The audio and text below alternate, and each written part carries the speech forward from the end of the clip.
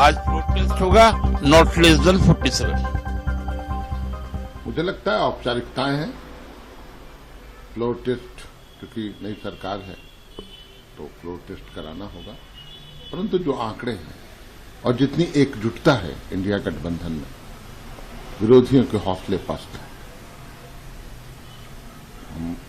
हम लोग को जो उम्मीद है, जो आंकड़े दिखते हैं 48 की, उससे भी ज्यादा बढ़ सकता है, एक हाथ और बढ़ सकता है, ऐसी संभावना है।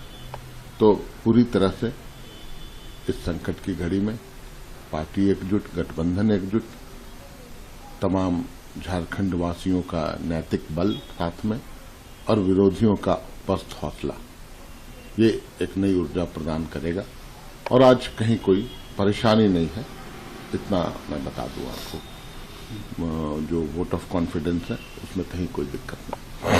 मुख्यमंत्री भी शामिल, पूर्व मुख्यमंत्री हेमंत सोरेन भी शामिल हो रहे हैं। बिल्कुल, वो शामिल हो रहे हैं अदालत के आदेश से। वो हमारे बीच रहेंगे, विधायकों के बीच रहेंगे, वोटिंग करेंगे। एक सुखद पल होगा हम लोगों के लिए, उनका एक झलक मिलेगी। 2019 के पहले इस गठबंधन ने जनता और युवाओं से कुछ से वायदे किए थे।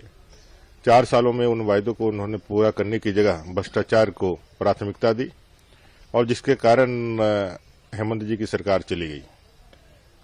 फिर चंपई जी ने शपथ ग्रहण किया है, उनका 1 साल का कार्यकाल है। उम्मीदें हैं कि झारखंड के जिन सवालों को लेकर के और जिन विषयों को उठा करके आप सत्ता में आए थे, जो हेमंत जी नहीं कर पाए वो आप करें। लेकिन जिस तरह के बयान उनके आ रहे हैं, लगता है कि भाई पिछली सरकार की ही प्रतिछाया बनेगी। तो निश्चित रूप से भ्रष्टाचार और बाकी जो लॉ एंड ऑर्डर सहित जितनी भी गड़बड़ियां हैं उसको आप आगे बढ़ाने वाले हैं।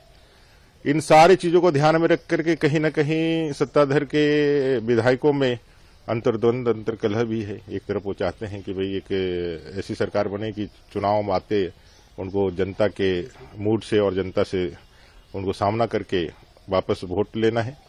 दूसरी तरफ पद और पदोन्नति का एक विषय भी है। इन सारी चीजों के कारण उनको 3 दिन झारखंड में सरकार रहने के बावजूद भी बाहर ले जाकर के रखा गया, कैद करके रखा गया, 4-5 पुलिस के कस्टडी में रखा गया। एक तरह से आज आए हैं, अभी भी उन लोगों को कस्टडी में ही रखा गया है। विधानसभा में जाएंगे तो उनका अंतर्मन भी क्या कहता है, आज हम सब लोग इस बात को जानना चाहेंगे। सिर्फ झारखंड नहीं, पूरा देश जानना चाहेगा कि भाई आखिर ऐसी परिस्थिति क्यों आई कि 5 साल के लिए एक चुनी गई सरकार 4 साल में ही त्यागपत्र देना पड़ा। उनकी तरफ से यह आरोप है कि आप लोग कहीं खेला न कर दे, इसलिए विधायकों को हैदराबाद भेजा गया। एक चीज जो स्पष्ट होनी चाहिए कि जो माननीय विधायक होते हैं वो निर्वाचित जनप्रतिनिधि होते हैं, 3 लाख 4 लाख लोगों का प्रतिनिधित्व करते हैं और उनका अपना विवेक होता है, अपनी कुछ विशिष्टता होती है, इसीलिए जनप्रतिनिधि के रूप में चयनित होते हैं। अपना भला बुरा, अपना जमीर अगर वो यदि नहीं देख पाए तो इससे ज्यादा दुर्भाग्यजनक क्या होगा।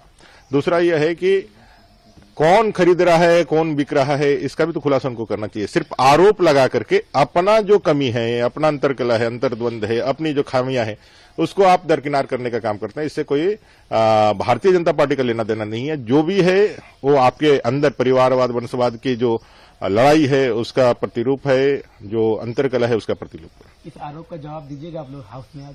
100% हाउस में हम उस सारे सवालों को पूछेंगे जिसके कारण इस सरकार को आना पड़ा है।